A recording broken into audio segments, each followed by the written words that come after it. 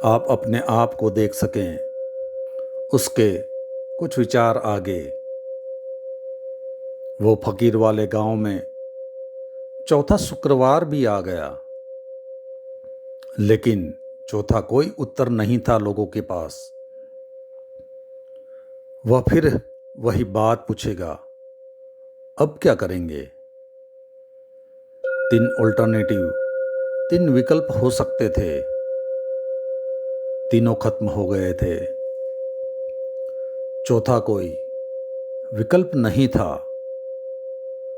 अब इस फकीर के साथ झंझट हो गई थी।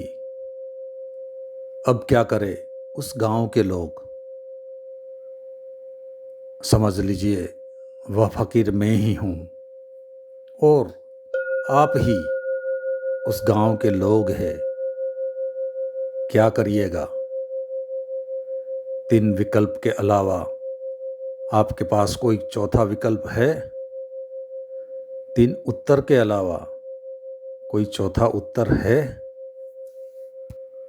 उस गांव में उस फकीर का प्रवचन ना हो सका, क्योंकि गांव के लोग चौथा उत्तर देने में समर्थ नहीं हो सके। चौथा उत्तर लेकिन है।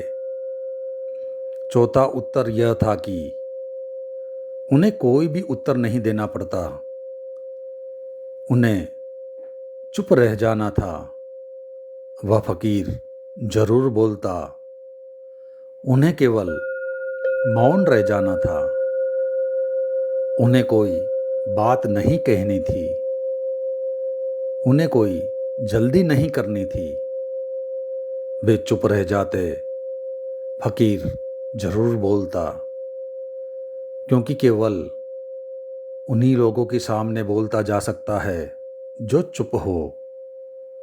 जो चुप नहीं है उनके सामने कुछ भी नहीं बोला जा सकता। हम अपने चित्त को दर्पण बनाना है ताकि परमात्मा को पाया जा सके। आपका चित्त दर्पण बन सकता है। बिल्कुल सरल यह किमिया, सरल है यह राज चित्त को दर्पण बना लेने का। एक उदाहरण देना चाहूँगा। जमीन में हम बीज बोते हैं।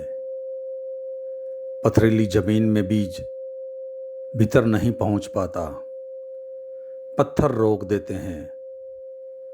पत्थर न हो तो बीज भीतर पहुँच जाता है, जड़ें फैला लेता है, अंकुर फूट पड़ता है, पौधा बन जाता है। जो मन बेचैन बातचीत में लगा रहता है, अपने भीतर पत्थर की तरह हो जाता है। उसके भीतर कोई बात नहीं पहुंचती, कोई बीज नहीं पहुंचता, फिर उसमें कोई अंकुर नहीं आता।